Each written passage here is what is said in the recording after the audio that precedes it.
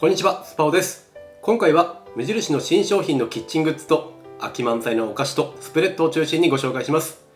紅茶がはかどるティーポットやリンゴを使った季節限定のスイーツなど、特にこの時期に推したい商品ばかりです。お買い物の参考になれば幸いです。ではどうぞ。はい、まず最初が中が見えやすい強化ガラス蓋。先日新商品で購入したこびりつきにくいフライパンに蓋が出ていたのでゲットしました。調理中の状態を確認しやすいガラス製で、そこそこ重さがあることで蒸気を閉じ込めることができるので、しっかり火が通る設計です。サイズが合わない時に起こる蓋のガチャガチャ感はなかったです。見た目のデザインもスタイリッシュで良かったんですが、いくつかデメリットがありました。まず一つ目が持ち手が結構熱くなること。今回出たフライパンの深型浅型、サイズさえ合えば両方使えるものなんですけど、特に鍋として使った時に持ち手がめちゃめちゃ熱くなるんですよ。持ち手の部分ステンレスなんですが、放置していてもなかなか冷めなかったです。ここはちょっと使いづらいポイント。そしてもう一つがそこそこ洗いにくい、そして汚れが目立つ。このガラスと縁の部分の境目に汚れが入っちゃうんですよ。これがなかなか取れない。そしてこの縁のところ、動画じゃ伝わらないかもしれませんが、スポンジが奥まで届きにくいんです。なのでこの辺がちょっと洗いづらくて使いづらいポイント2です。デザインすっきりしていてとてもいいですし、フライパンの方は今のところストレスなく使えている分、蓋がちょっともったいない感じしますね。この辺は改善されることを期待したいと思います。はい、続いてが耐熱ガラスサーバーの台。無印からも耐熱ガラスのサーバー、ティーポットが出たんです。無印からもと言ったのが、私今までこの手のガラスティーポット、いろいろなメーカーのものを使ってきたんです。なのでその辺も含めて比較しながらお伝えしたいと思います。まずこれティーポットではなくサーバーと歌っているのも、別売りのドリッパーを乗せればコーヒーサーバーにもなるからなんです。そしてこれまた別売りのガラスサーバー用の蓋をセットしたらティーポットにもなったりと、上の蓋を変えることで2通りの使い方ができる汎用性の高い商品なんです。私過去にはキントーのユニティティーポットとケイカの耐熱ガラスポットを使ってきたんですが、3品ともに底が丸くなっている分、茶葉のジャンピングがしやすいのはグッドです。そして3品ともに蓋がストレーナーの役割をしているので、ホールの茶葉でも使えてパーツが少なく洗い物の手間が省けるのはグッドです。で、ここからが分かれ目なんですが、キントーのポットは蓋のパッキンが弱いのか、お茶を入れたりして傾けると蓋がずれちゃうんです。これ最初個体差かなって思っていたら、フォロワーさんも緩いって言っていたので、どうやら個体差ではなさそうです。落ちそうなので蓋を指で押さえながら入れなきゃいけないんですけど、ステンレスなので結構熱いんですよ。その点ケイカと無印のはパッキンの強度がいいのか、ずれる心配はなしなので、ケイカと無印の一騎打ちになるんですが、無印に関しては注いだ後の注ぎ口が垂れそうで垂れない絶妙なむずがゆさがあるんですが、結局垂れませんでした。セーフ。持ち手はどちらも持ちやすく引き分け。そして見た目のデザイン、ケイカは全体的に丸い印象でやや縦長な感じ。対して無印は少しだけ角張った感じもして高さがやや低いです。これは好き好きですね。そして両方ともポットの部分は食洗機と電子レンジが OK です。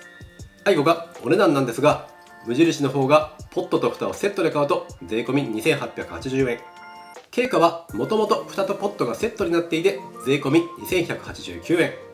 値段だけ見たらケイカの方が良さげに見えますが、無印のはこれプラスでサーバーとしても使える蓋があるのは注目したいです。ドリップコーヒー飲まんよって方はケイカでいい気もしますが、コーヒーも紅茶も楽しむ派の人は無印のポットを買ってドリンクによって蓋を変えることで一石二鳥で使えるので、物が一つ減るメリットはあると思います。この秋冬はガラスポットで紅茶を入れてみんなでまったりくつろぎましょう。はい、次がリンゴとシナモンのポップコーン。昨年も販売されてかなりの反響があった季節限定のポップコーンが今年も登場です。弾けたポップコーンにキャラメルグレーズをかけて、そこにアップルシナモンシーズニングをまぶしたフレーバーポップコーンです。軽やかな食感のポップコーンに薄めのキャラメルで重すぎない絶妙なボリューム感でした。そこにシーズニングがかかっているわけなんですが、原材料を見ていただければわかると思います。シナモンの他にオールスパイスとかクローブとかも入っているんですよ。控えめな風味付けではあるんですが、結構複雑な香りがして美味しいんです。スパイスマニアとしてはオールスパイスがいい仕事をしていると思っていて、オールスパイスってその名の通り、ブラックペッパーやクローブ、シナモン、ナツメグといった単体でも結構複雑な香りがするスパイスなんですが、肉の臭み消しなんかにも使われる反面、奥深い風味の分スイーツとの相性もいいんです。単体で使うというより、今回の例みたいにシナモンとオールスパイス、クローブとオールスパイスみたいな感じで近しい風味のスパイスと一緒に使うことで、より全体の風味を底上げしてくれるような魅力もあります。なのでこのポップコーン、予想以上に奥深い味なんです。あと気になる人は気になると思うので、一応お伝えしておくと、この商品には遺伝子組み換え表示制度では表示の義務対象であるトウモロコシを使っているにもかかわらず、その旨の表示がありません。この辺正直ちょっとややこしいんですけど、別に表示がないのはミスではないのでご安心を。私の近所の無印、先週行ったら完売していたんですよ。そしてこれ撮っている時点ではオンラインも完売していました。なので待っていたリピーターの方も多いんだと思います。先日も視聴者さんからおすすめのコメントをいただいていたので、気になる方はぜひお店の方を覗いてみてくださいね。はい、次がリンゴのフィナンシェサンド。こちらもオンラインで売り切れていた季節限定のスイーツです。甘酸っぱいリンゴクリームをしっとり焼き上げたフィナンシェでサンドしました。もう先に言っておくと、これ銭湯マーガリンです。もう潔いです。バターもバターっぽいものも一切使っていないので、バター感のあるフィナンシェは期待しない方がいいです。別にマーガリンをそこまでディスりたいつもりもなく、逆に他の素材の風味を引き立たせたい場合は、香りが控えめのマーガリン&ショートニングを使うパターンもあります。袋を開けた時の印象ですが、甘酸っぱい香りを感じました。香料も入ってはいるんですが、この辺のリンゴ感は期待ですね。断面はこんな感じです。中のクリームは香りの通り酸味を感じるような爽やかなクリームでした。わずかではあるんですが、ダイスカット状のリンゴも入っていて、シャキシャキ食感がいいアクセントに。サンドしているフィナンシェは少し口どけがボロッとしていたのが残念。もちろんこのクリームの水分や油分が染み込んでいるのはわかるんですが、ちょっとこの辺は物足りない感じがしました。ただこういった半生タイプのケーキは秋のホットコーヒーにめちゃんこ合うんですよね。秋を感じるにはもってこいのスイーツです。はい、続いてがリンゴとキャラメルのケーキ。キャラメルと蜜漬けリンゴを練り込んだ生地にくるみとアーモンドをのせて香ばしく焼き上げた季節限定のケーキです。製造しているル・フレンドは無印のバームクーヘンの製造を行っている花月堂のグループ会社。どことない風味の部分は無印バームっぽさを感じます。どことなくメープルのようなカラメルのような濃厚さと香ばしさを感じるような香りがします。リンゴに洋酒を使っている影響もあるかもしれません。なのでお子様やアルコール弱い方はお気をつけください。しっとり通り越して噛んでいるとねっとりさも出てくるほどにパサつきはないです。リンゴのかすかな食感もあるんですが、くるみが入っていることで食感に幅が出ています。リンゴは洋酒を加えた蜜漬けなので、後味の余韻も長く変わってくる感じもしますね。そしてそこそこ口の中に洋酒っぽさが出てきます。しっとりさもあってか、小さいカットでも食べ応え結構ありました。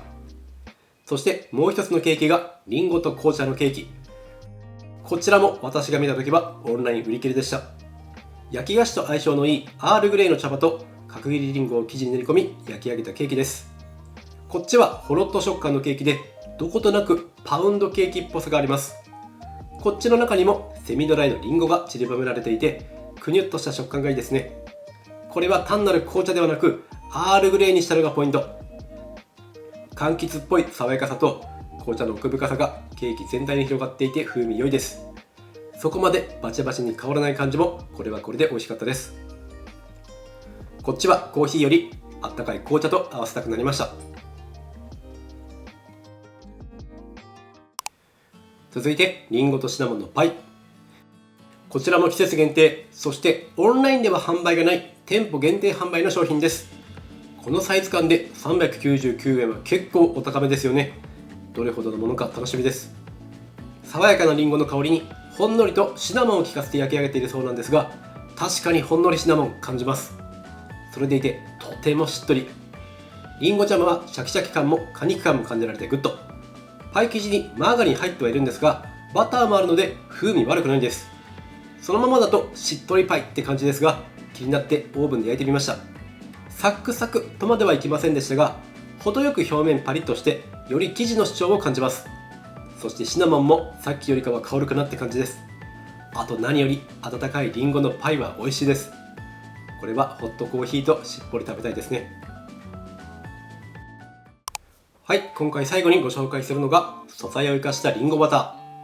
とうとう無印からもフルーツバターが出ました。まず言っておくと、国産の富士リンゴ使用で植物油脂のバターだけで仕上げて、この量とお値段は良心的です。シャキシャキ感の残ったダイスカットのリンゴとは別に、リンゴ濃縮果汁を使うことで全体的にリンゴの風味を底上げしています。自然なバターの風味も良きです。これパンを焼いてから塗る食べ方と塗ってから焼くという2つの食べ方で楽しめるんですが、まず焼いてから塗るだとバター感感じやすいです。リンゴもフレッシュな風味を感じられて素材の良さを感じますね。一方、塗ってから焼くパターンだとリンゴの風味がパワーアップします。アップルパイのような風味でシナモンでも振ったらより雰囲気出そうです。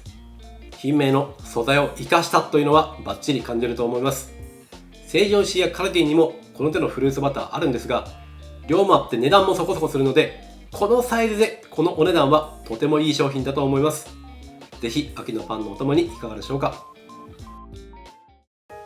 はい、いかがでしたでしょうか。今回やけにというかほぼリンゴを使った商品ばかりだったんですが、何か気になるものはありましたでしょうか。味のクオリティでは最後のリンゴバターが少し抜けている感じですが、ポップコーンもなかなかいい味でした。ティーポット、このガラスポットは特に紅茶を入れる楽しみが増えると思います。マリアージュフレールなど花をあしらった紅茶なんかは特に映えるので、秋のティータイムにぜひご検討ください。お買い物の参考になれば幸いです。このようにこのチャンネルでは成城石井元店長の私がおすすめする成城石井やカルディ、無印良品のおすすめ品や食べ合わせ、たまに全国のスーパーで買えるおすすめの商品やデパ地下グルメといったマニアック企画など、食にまつわるあらゆる情報を発信しています。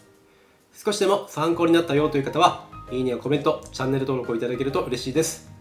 また、インスタグラムや Yahoo エキスパートでも日々情報を発信しているので、そちらもぜひ遊びに来てください。今回はこちらで終わります。ご視聴いただきありがとうございました。また次の動画でお会いしましょう。バイバイ。